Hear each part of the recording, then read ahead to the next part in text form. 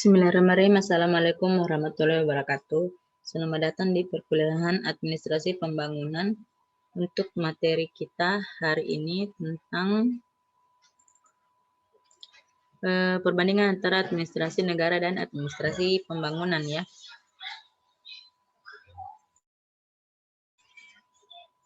Jadi seperti yang kita pahami bahwa berdasarkan dengan materi sebelumnya bahwa administrasi pembangunan ini pada dasarnya bersumber dari administrasi negara, di mana sistem administrasi negara ini sebagai penyelenggaranya dalam sistem pembangunan dan administrasi pembangunan sebagai programnya agar tercapainya pembangunan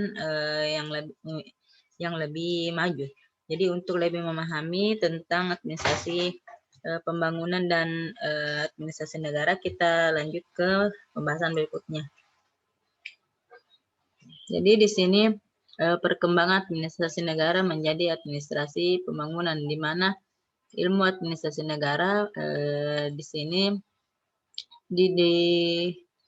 diartikan sebagai proses kerja yang dilakukan oleh dua orang atau lebih ya. Kalian pasti sudah memahami.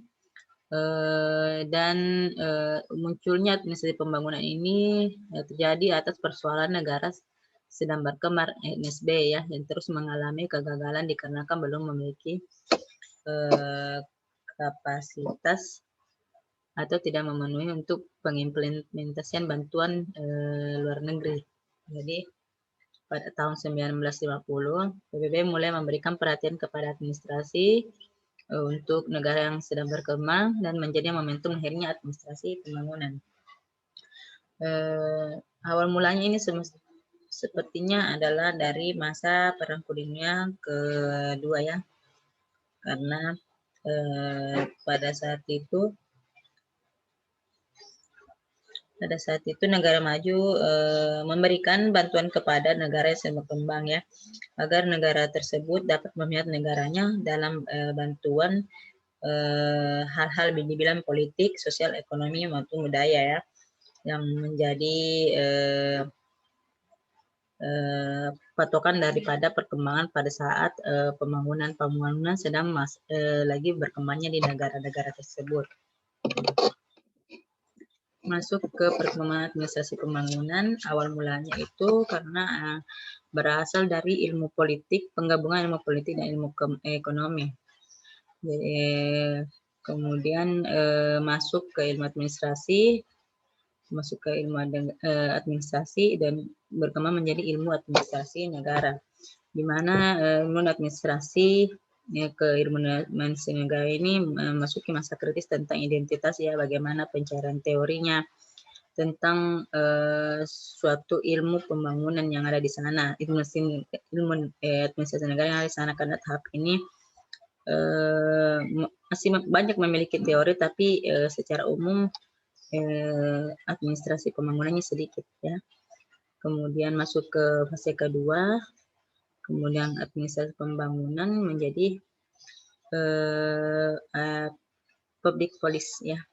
Jadi di tahap kedua ini pencarian jati diri melalui teori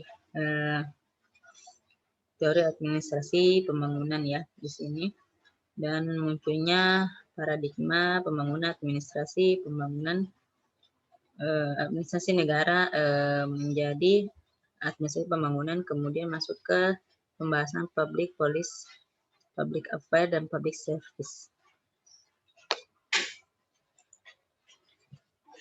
Untuk perbedaannya, kalian bisa lihat dan membaca sejauh mana perbedaan administrasi negara dan pembangunan. Jadi kenapa kita membahas administrasi negara, karena ini mata kuliah administrasi pembangunan ini berhubungan dengan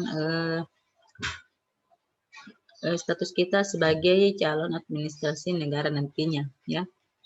Jadi kalau di administrasi negara bagaimana situasi negaranya, itu bisa dibaca sendiri di materinya ya di sini.